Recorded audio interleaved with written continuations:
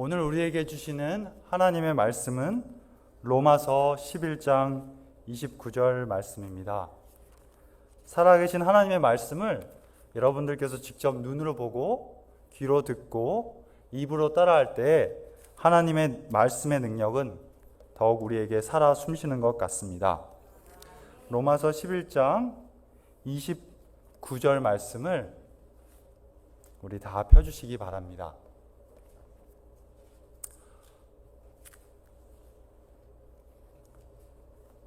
제가 참 감사한 거는요, 제가 이 미디어나 테크놀로지에 약합니다. 그런데 여기 교회에서 이 모든 영상과 이 파워포인트를 준비해 주셨습니다. 그래서 참 감사합니다. 하나님의 말씀을 제가 받들어 읽겠습니다. 로마서 11장 29절.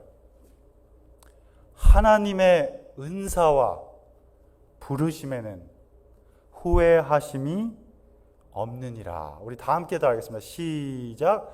하나님의 은사와 부르심에는 후회하심이 없느니라. 로마서. 아멘. 믿음 안에 한 가족된 샬롯교회 성도 여러분, 안녕하십니까? 저는 안녕이라는 그 인사가 그냥 당연하게 한국에서 어르신을 뵙거나 할 때 그냥 안녕하세요 하는 줄 알았는데, 그 원래 뜻은 평안하고 탈이 없는, 무탈하다는 뜻이더라고요.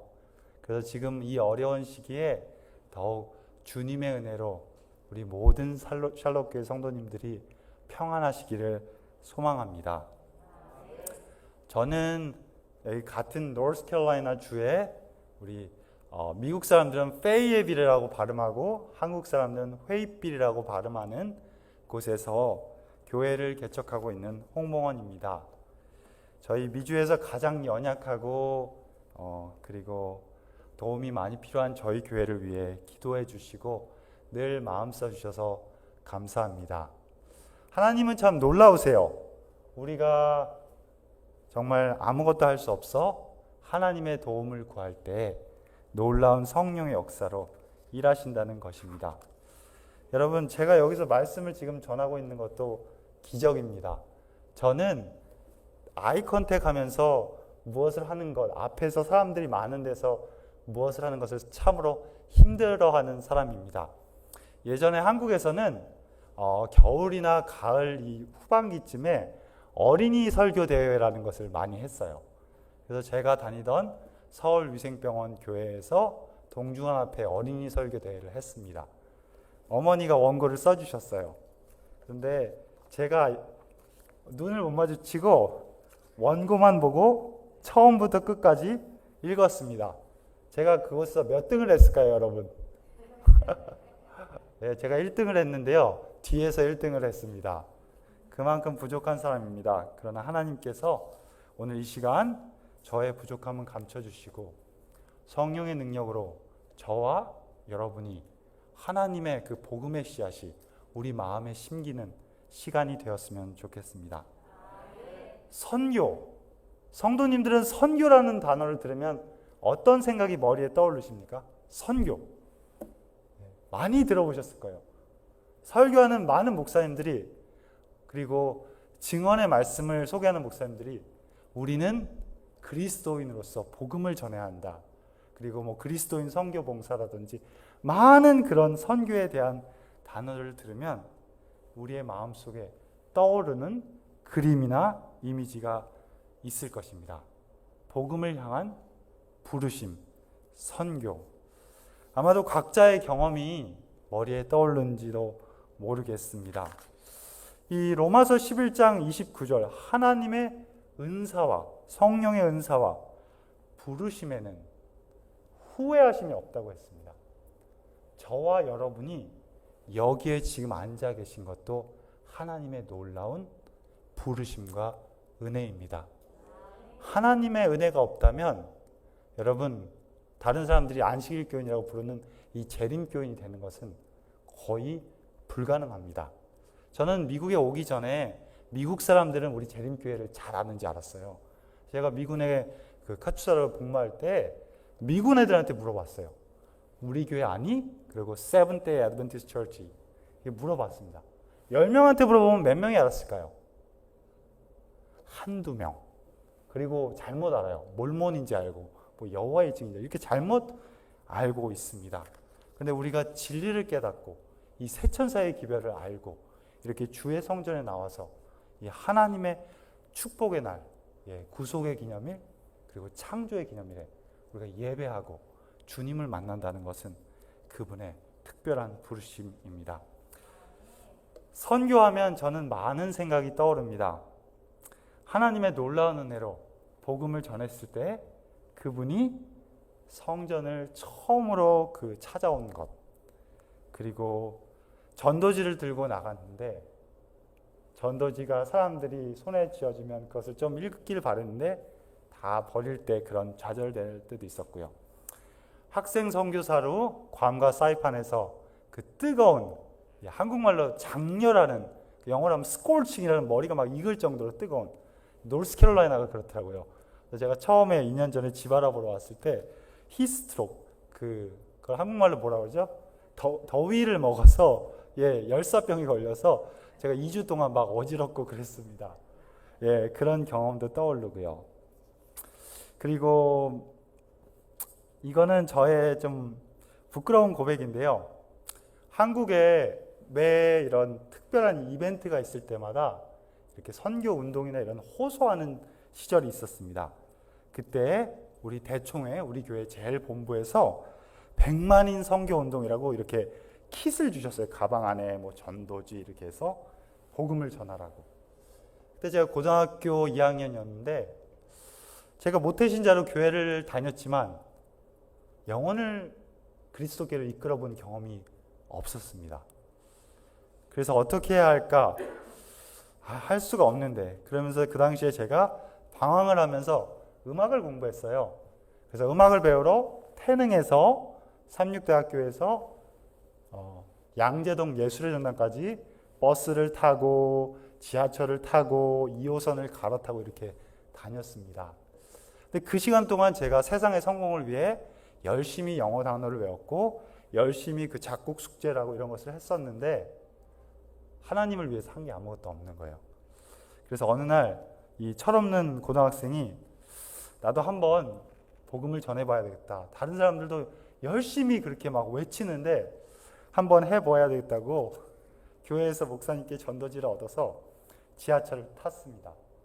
딱 사람들 앞에 딱 섰어요. 그때 이 곤색 교복을 입고 지금도 기억납니다.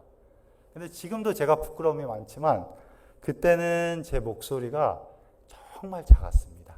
안녕하세요. 자신감이 하나도 없는 이런 사람이었습니다. 딱 섰습니다.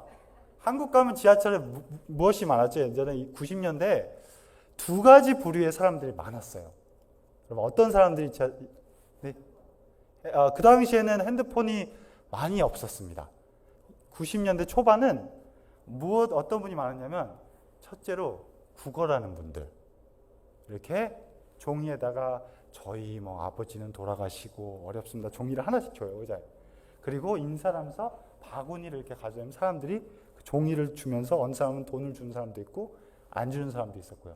또 다른 부류의 사람은 물건을 파는 사람도 있었어요. 뭐 1,000원짜리 이렇게 싼 거예요. 근데 제가 그것을 돌리려고 딱 섰는데 너무 부끄러운 거예요. 사람들이 나를 그런 사람을 보지 않을까? 선교, 저는 선교라는 단어를 들을 때마다 한 찬송시가 떠오릅니다. 여러분들 많이 들어보셨을 거예요. 찬미가 416장에 보면 부름받아 나선 이 몸이라는 이 찬미가가 떠오릅니다. 예전에는 신학교 졸업할 때 많이 불렀습니다. 근데 요새는 안 좋아해요. 자, 잘 들어보세요. 부름받아 나선 이 몸, 어딜 간다고요? 어디든지 가오리다. 여러분 힘든 곳 하나님이 가라고 하면 가실 수 있으시겠어요?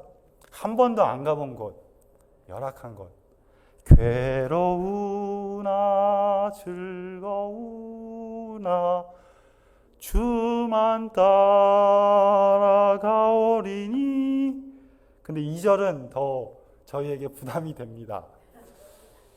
아골골절, 에스겔을 보면 뼈다귀, 여러분 죽음, 생명이 없는 그런 빈들에도, 광야에도, 사막에도 복된 소식을 들고 가겠다는 한 주님을 향한 사랑을 가진 시인이 쓴 아름다운 찬송시입니다.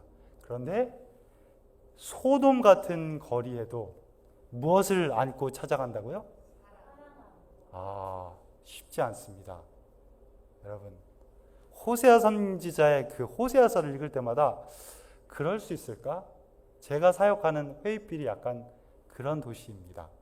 많은 상처가 있는 여인들, 그리고 한국의 가난함이나 어려움이나 한국에서의 아픔 때문에 새로운 길을 찾기 위해 미국에 혹은 다른 분들과 결혼하여 군인과 함께 오신 분들이 많습니다. 그분들에게 사랑을 준다는 것이 참으로 오랜 인내의 시간을 필요로 하는 것 같습니다. 예, 그렇습니다, 여러분. 바로 찬미가 416장 부름받아 나선 이 몸, 주님께서 어디로 가라 하시든지 모든 것을 드려 봉사하겠다는 헌신의 귀한 찬미입니다. 2019년 초여름 하나님의 인도하심을 바라며 어디로 가야 할지 기도하고 있었습니다. 제가 대학원에 다닐 때 처음으로 병원 사역에 대해서 미국에 와서 알게 되었습니다. 너무나 신기했고요. 그때 하나님께서 저를, 제가 여기 미국에 있는 학생보다 영어를 잘하는 것도 아니고 그런데 그 인터뷰에서 20명 중에 3명을 그 인턴십을 하게 해주셨는데 제가 그 길을 가게 되었습니다. 그래서 하나님께서 그 길로 계속 인도하실 줄 알았어요. 그래서 데이튼에서 1년여를 이렇게 병원에서 환자들을 만나면서 그들을 위해 기도해주고 상담해주고 그렇게 하다가 안수가 없으니까 그 일을 할 수가 없더라고요. 그래서 또 하나님께서 버지니아에서 사역을 할 수 있게 해주셨습니다. 그 안수를 받고 이제 채플린의 길을 알아보고 있었는데요. 저희 부부는 이러한 전통이 있습니다. 아침 예배 때는 제가 기도하고 저녁에 하루를 마칠 때는 저희 집사람이 기도를 합니다. 그날 아침이었어요. 제가 이력서를 다 잘 준비해서 추천서와 함께 병원마다 이렇게 몇 군데 보냈습니다. 그러면서 그날 제가 이렇게 기도를 했어요. 하나님, 제가 가야 할 곳에서 전화가 오게 해 주세요. 그런데 과연 병원에서 전화가 왔을까요, 여러분? 전화가 왔을까요, 안 왔을까요? 전화가 왔습니다. 와, 하나님은 살아계세요. 전화가 왔어요. 그런데 제가 가길 원하는 곳에서 왔을까요? 아닐까요? 하나님은 놀라우세요. 제가 몇 년 전에 어떤 목사님을 만났는데 저한테 이러시더라고요. 내가 홍 목사를 그렇게 찾고 그렇게 와서 우리 교회 사역을 함께 하자고 부르려고 했는데 왜 전화를 안 받았냐고 저한테 화를 내시더라고요. 전 전화를 받은 일이 없는데요. 메시지가 온 것도 없고. 하나님은 놀라운 섭리로 심지어 파트타임 채플린도 연락이 하나도 안 오게 하셨어요. 그런데 그날 저녁에 다른 방법으로 하나님께서 기도를 응답해 주셨습니다. 회의빌이라는 한 번도 들어본 적이 없는 그곳에서 전화가 왔습니다. 너무 신기하죠? 네. 이 연락을 받고 많은 고민이 빠지게 되었습니다. 부르심과 기도로 하나님께서 말씀해 주신 것이 분명한데 과연 가야 하는가? 미국 친구들은 야, 거기 위험한 동네야. 야, 가지 마. 네, 그리고 한국 어르신들이나 목사님들은 홍 목사가 담임 목회 경험도 없고 몸도 그렇게 비리비리 골골한데 가서 뭘 할 수 있겠냐고. 전진 개척교회 선교는 영어로 하면 철치 플랜팅이거든요. 그야말로 척박한 땅에, 사막 같은 곳에 복음의 씨앗을 심는 거라고, 한번 고민해 보라고 그런 이야기도 해 주셨습니다. 많은 분들이 재정을 들여 시간과 함께 영혼을 구원하기 위해 오랜 세월 동안 그 회의필에 얼마나 노력을 했는데 아직도 그렇게 힘든데, 그런 이야기를 들었습니다. 그래서 하나님께서 정말 제가 아내와 함께 그곳에 가길 원하실까? 그것이 우연찮게 들은 하나님의 부르심이 아니라 그냥 나의 생각이 아닐까? 그러면서 하나님께서 저의 마음에 잠언의 말씀을 떠올리게 하셨습니다. 잠언 16장 9절 말씀입니다. 우리 너무나 잘 알죠. 사람이, 주어가 누구예요? 사람이 마음으로 자기의 길을 계획할지라도 그 걸음을 인도하시는 분은 누구라고요? 여호와시라. 아멘. 그렇습니다. 하나님께서 그 길을 계획하셨습니다. 성경에는 대단히 많은 부르심에 대한 이야기들이 나옵니다. 오늘 아침 교과 공부 시간에도 우리 연장로님 말씀해 주셨는데요. 아브라함, 하나도 준비되지 않고 가라 했을 때 과연 나는 갈 수 있을까? 여호와께서 아브라함에게 이르시되 너는 너의 본토, 여러분 본토가 뭐죠? 옛날 말이죠. 쉽게 번역된 10년 전에 번역된 개정 번역에는요 고향이에요. 여러분 고향을 떠나서 우리 다 이민 오셨죠. 어떠한 이유인지 모르겠습니다. 아이들 교육 때문에 오신 분도 있고 더 나은 삶을 위해 오신 분도 있고 목회에 더 비전을 갖고 오신 분도 있고요. 그런데 하나님께서 고향을 떠나는 것은 쉽지 않습니다. 언어가 다를 수 있고요. 문화와 음식이 다를 수 있습니다. 친척 아비 집을 떠나. 저는 이 표현이 너무나 제 마음에 와 닿았습니다. 미국에 아무도 없습니다. 오로지 박지숙과 홍봉원입니다. 어려운 일이 있을 때 두 사람 손잡고 기도할 수밖에 없습니다. 근데 아브라함도 친척 아비 집을 떠나 내가 내게 지시할 땅으로 가라. 그런데 하나님 어디로 가야 하죠? 목적지가 없어요. 어디로 가라는데. 우리가 목적지가 예를 들어 샬롯에서 랄리를 간다면 몇 번 도로를 타고 몇 번으로 가면 되겠는데 전혀 모르는 거예요. 그러면서 창세기 12장 2절에 내가 너로 큰 민족을 이루고 내게 복을 주어 내 이름을 창대케 하리니 너는 나를 통해 복의 근원이 될 것이라는 하나님께서 보이지 않는 언약, 약속을 주셨습니다. 그래서 하나님의 부르심에 순종하기 위해 아브라함은 목적지도 모르고 안정된 모든 것을 버리고 떠났습니다. 그래서 우리 사도 바울은 히브리서 11장 8절에 믿음으로 아브라함은 부르심을 받았을 때 어떻게 했다고요? 순종하여. 순종이 제사보다 낫고. 참 어려운 것 같습니다. 안수를 받고 목회를 하는 하나님의 일을 하는 사람이지만 때로 순종하기보다 인간적으로 계산기를 누를 때가 더 많은 것 같습니다. 모세는 어떻습니까? 모세야. 하나님이 우리한테 그렇게 이야기해 주셨으면 좋겠어요.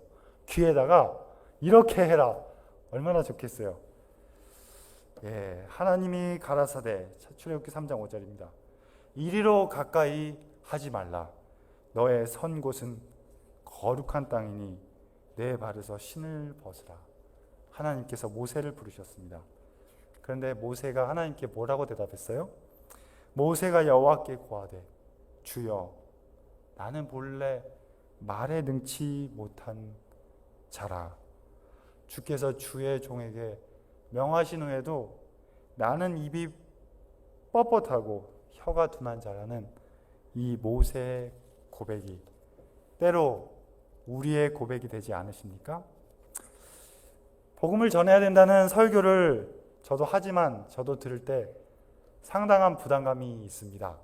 제가 회의필에 처음 올 때 3년이라는 시간을 정한 건 아니지만 그 무건의 약속이 교회를 성장시키기를 바라는 그 기간을 3년을 주셨습니다. 그리고 2년하고 3개월이 지났습니다. 그런데 그렇게 큰 변화가 보이지 않습니다. 하나님께서 놀라운 역사를 이루신 일들이 있지만 예를 들면 수천 명이 막 거듭나는 그런 역사가 없습니다. 그리고 특별히 여러분이 저를 보시듯 아시다시피 제가 카리스마나 이런 능력이 없습니다. 그때 하나님께서 너가 나를 신뢰하고 그 길을 갈 수 있겠니? 라고 순종하고 믿음으로 발걸음을 걷기를 원하십니다. 샬롯 교회 성도 여러분, 제가 이렇게 부족해요. 하나님께서 우리의 사정과 연약함을 아시지만 그분은 우리를 부르시며 네라고 순종하기를 원하세요. 요나는 어떻습니까? 우리 요나에 대해서 배웠죠? 교과 공부 시간에 지난기에. 저 큰 성읍 니느웨로 가서 그것을 쳐서 외치라. 여기서 치다라는 말은요, 원어적인 의미로 무너뜨리라. 그들의 생각을, 그들의 악독을, 그들의 하나님 없는 마음을, 적국의 도시인, 예를 들자면 일제시대에 일본 순사한테 일본이 망할 거라고 이야기하는 거고요. 독일 2차 세계대전에 프란츠 하젤이라는 우리 재림교회 목사님이 전쟁 중에 그들의 장교가 이 전투가 지금 참 치열하다가 계속 독일군이 후퇴하면서 어려움에 있을 때 이 프란츠 하젤이라는 분은 전쟁터에서도 안식일을 지켰대요.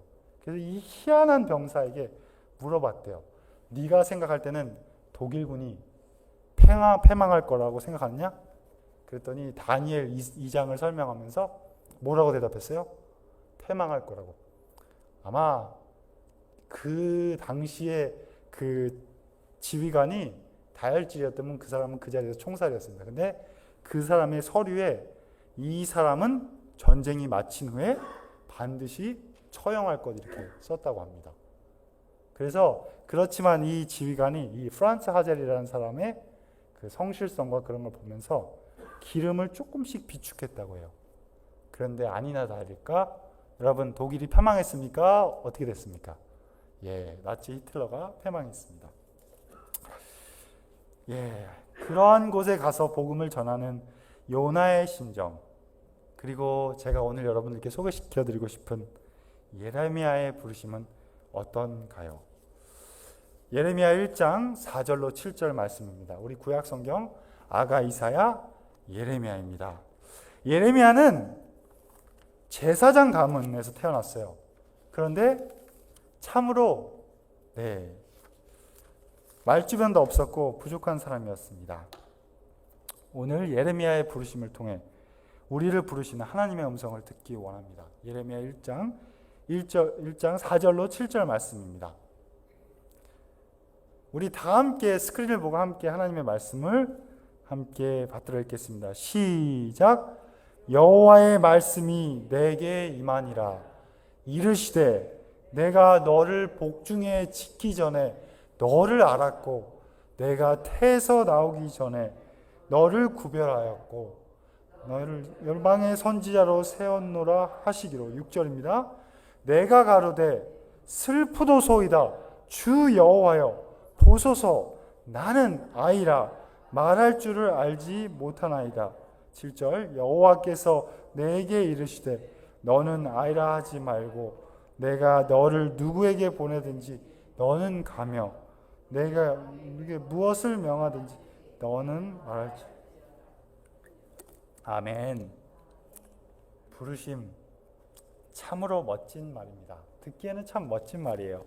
하나님께서 우리를 태어나기 전에 부르셨다. 그분께서 우리가 있기 전에 우리를 아셨고 우리를 구별하여 그분의 일을 위해 준비하셨다는 초청. 성도님들은 이 사실을 진정 믿으십니까? 예레미야 1장 1절에 보면 베냐민 땅에 아나돗이라는 그 곳에 제사장의 마을이었는데요. 힐기야라는 사람의 아들이 예레미야였습니다. 베냐민 지역은 아론의 후손들에게 할당된 곳이었어요. 그곳에 이 예레미야의 아버지 힐기야가 있었습니다. 이 사람은 성경학자들이 그 율법책을 발견한 그 요시야 왕 때 힐기야가 아닌 것으로 알고 있고요. 아마도 동명이인인데 솔로몬 당시 제사장직에서 면직된 아비아달의 후손인, 그리 어떻게 생각하면 목회자로 잘 나가지 못하는 목사였을지 모르겠습니다. 그의 아들이었습니다.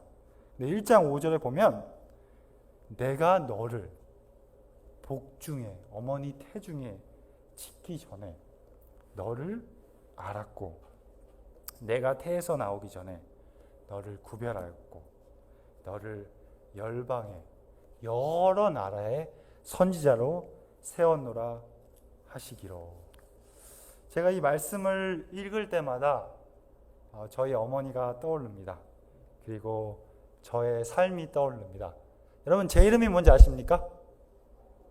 예, 보통 이름을 잘 모릅니다. 그냥 박 목사님, 홍 목사님, 예, 홍봉헌입니다. 근데 제 이름을 사람들이 많이 헷갈립니다. 병원에는 제 이름이 홍봉현으로 되어 있습니다. 홍봉헌이라는 이름이 그 당시에 없었어요. 찾아보면 제가 기억하기로는 옛날에 한국의 전화번호 보면 한 3명? 되게 적었습니다. 아니면 연예인 이봉원이라는 사람이 있어 홍봉원, 예, 이렇게 생각하는 분도 있습니다. 한국이 참으로 가난하고 어렸던 시절 70년대 초반에 제가 아까 안식일 학교 때 나눴던 것처럼 장녀인 저희 어머니는 좀 더 나은 5명의 동생들을 위해, 더 나은 삶을 위해 서울로 상경하셨습니다. 신문 배달부터 안 해본 일이 없이 사셨어요. 바쁜 생활에도 불구하고 고향을 떠나 사는 도시의 외로운 삶은 어머니로 하여금 하나님을 믿게 했습니다. 여러분, 아까 사진 보셨죠? 그게 뭔지 아세요? 한국이 참 가난했어요. 60년대 말에 절미운동이라고 쌀이 없어서 우리가 어디서 도움을 받았죠? 미국에서 우리가 밀가루하고 분유하고 이런 거 얻어먹었습니다.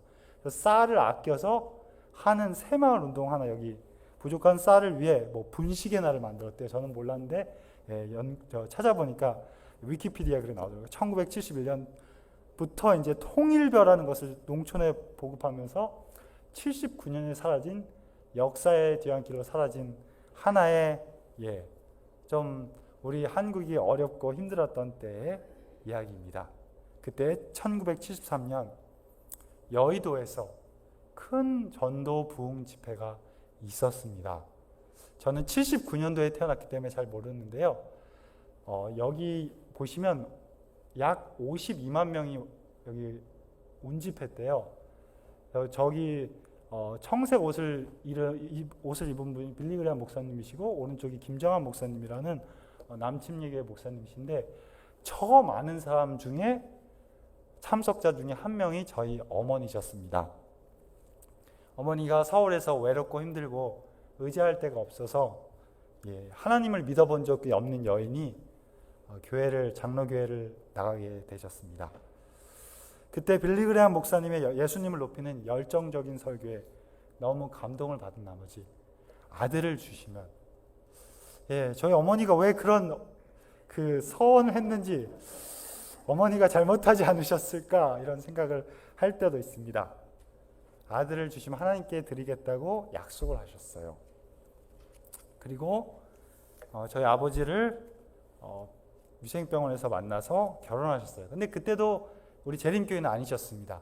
그 당시에는 국가유공자, 그러니까 참전용사나 이런 자녀들을 취직시켜주는 이런 특혜가 있었습니다. 그래서 어머니는 교환원을 하셨습니다. 그래서 제1재단이나 미원 만드는, 아니면 지금 현대 한국통신이나 서울위생병원 중에 어디를 가겠냐고 보훈청에서 물어봤대요.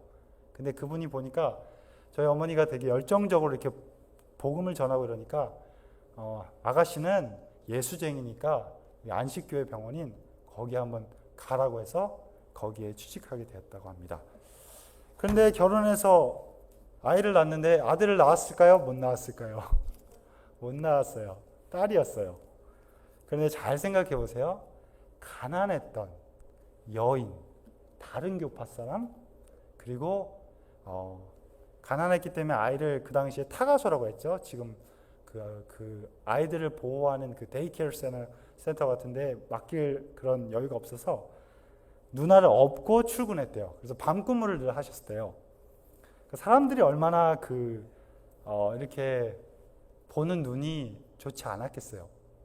그래서 어머니의 마음속에 더욱 하나님께 아들을 달라는, 저 아들도 없는 저 여인, 아유 가난해서, 이런 어머니의 마음에 그런 괴로움이 있었다고 합니다.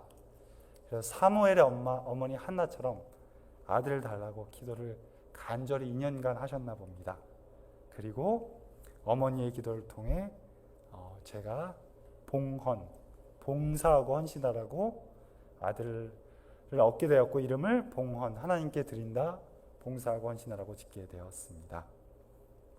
그래서 제가 이 샬롯에 처음, 그때 제가 7월 30일 날 와서 2019년 10월 달에 여기 저희가 연합 야영회를 할 때 제 마음에 특별한 이런 말할 수 없는 뭔가의 그런 감동이 있었습니다. 이 샬롯이 어떤 도시죠, 여러분? 빌리그레함 목사님이 고향이라고 제가 들었습니다. 예레미야 1장 5절입니다. 내가 너를 복중에 짓기 전에 너를 알았고, 내가 어머니 태에서 나오기 전에 너를 어떻게 했다고요? 구별하였고. 하나님께서는 우리 모두를 그분의 자녀로 택하고 구별하셨습니다. 그런데 죄로 인해 사단이 우리를 유괴해 간 거예요.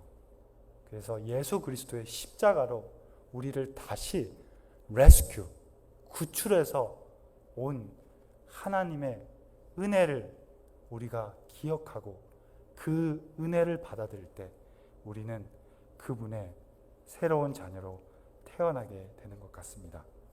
근데 하나님께서 저를 목회 사역에 특별히 부르신 것을 제가 이 예레미야의 삶을 보면서 알게 되는데 6절입니다. 6절 보여주시겠어요? 내가 가로되 슬프도소이다 주 여호와여, 나는 아이라 말할 줄을 알지 못하나이다. 비록 제사장의 가문에서 태어난 예레미야였지만 그는 당시 나이가 학자들마다 좀 다른데 이 나르라는 어린이란 단어는요 25살 혹은 18에서 20살의 아주 젊은 경험 없는 이런 사람으로 말하고 있습니다. 이 젊은 종이 악한 나쁜 이방 백성의 민족이 멸망할 거라고 외쳤다면 그래도 나았을 텐데 자신의 고국, 사랑하는 남방 유다의 백성들에게, 그리고 그들의 자부심인 예루살렘 성전, 우리 그 참이 기억나시죠? 금도성 예루살렘, 유대인들의 프라이드였어요. 그것이 파멸될 거라는 그런 예언을 하는 것은 그의 생명을 담보로 해야 하는 일이었습니다. 저 또한 회의빌에서 연락을 받고 기도하며 고민할 때 예레미야의 절규가 있었습니다. 저는 지금도 느끼지만 저의 가장 큰 도전은 설교하는 것입니다.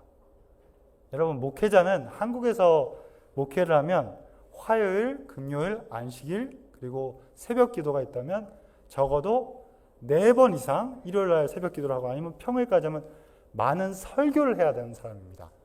미국에서 설교를 좀 더 적게 하더라도 금요일, 안식일, 일요일, 그리고 목소리와 그리고 특별히 어려운 것은 삶으로 외칠 때 사람들에게 변화가 있습니다.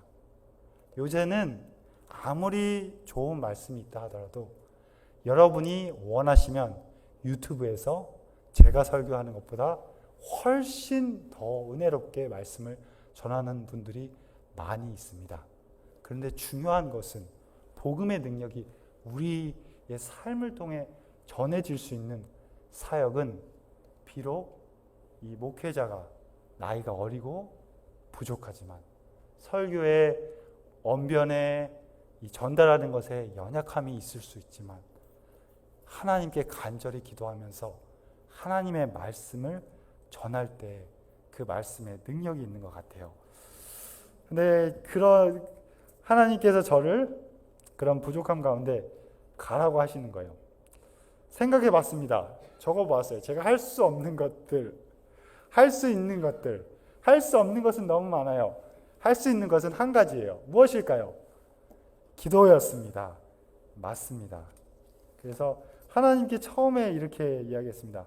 하나님, 제가 유창하게 설교도 못하고 개척의 경험도 없고 몸도 그리 튼튼하지 못한 제가 감당할 수 있겠습니까? 하나님 아시죠? 이민의 생활이 녹록지 않습니다. 나쁜 사람들은 아니지만 그분들의 마음이 많이 닫혀 있어요. 그 마음을 제가 어떻게 열 수 있습니까? 여러분 지금도 보시지만 제가 눈을 마주치는 게 상당히 어렵습니다. 하나님, 저는 설교할 때 너무 떨려서 눈을 바라보면서 말씀을 전하는 것도 힘든 걸 주님이 아세요. 카리스마나 리더십도 더 훌륭한 분들이 많을 것입니다. 근데 하나님의 계획은 달랐습니다. 하나님이 보시는 것은 인간의 능력이 아니었습니다. 저는 이 부분이 참 감동이었어요. 예레미야 1장 7절 말씀입니다. 우리 함께 보겠습니다. 여호와께서 내게 이르시되 너는 무엇라 하지 말고요. 아이, 어린이가 아니고요. 너의 연약함을 보지 말고 너의 부족함을 생각하지 말고 나는 할 수 없다고 하지 말고 나를 신뢰해 보겠니? 내가 너를 누구에게 보내든지 너는 어떻게 하라고요? 가며. 고란 단어가 아주 짧아요. Go. 그런데 고란 단어는요, 때로는 태평양을 넘어 하나님이 부르실 때 가야 하는 먼 길일지 모르겠습니다. 그러할 때 예스하고 우리 주님께서는 내가 내게, 네가 하는 것이 아니고 내가 너에게 무엇을 명하든지 너는 그것을 전하는 나의 도구가 되라는 초청인 것입니다. 하나님의 부르심은 때로 능력의 많음에 있는 것이 아니라 순종의 마음에 있는 것 같습니다. 영감의 글은 기도에서 책임 있는 위치에 놓여졌을 때 실패했는가 하면 보다 불리한 환경에서 연약한 지능을 가진 자들이 훌륭하게 성공을 거두었다. 차이점은요, 전자는 자신을 신뢰했고요, 후자는 그분께서 이루고자 하시는 하나님의 능력을, 하나님과 연합 작전을 한 것입니다. 그렇게 예레미야의 사역에 있어서 어려움이 올 때 예레미야는 자신을 바라본 것이 아니라 능력 대신 나의 힘이 되신 여호와여, 내가 주님을 사랑한다고 고백한 것이었습니다. 문제는 순종이었습니다. 봉헌아, 내가 하는 것이 아니다. 나의 잃어버린 상처받은 영혼을 그들에게, 내가 그들을 잊지 않고 기억한다는 것을, 내 마음을 전해주겠니? 나머지는 내가 책임져 줄게. 나를 신뢰하겠니? 사람을 두려워하지 말고 상황에 좌절하지 말고 내 음성을 듣고 그 음성을 전하려구나. 예레미야 1장 8절부터 10절 말씀입니다. 하나님께서 이런 놀라운 약속을 주셨어요. 그래서 예레미야는 힘을 얻습니다.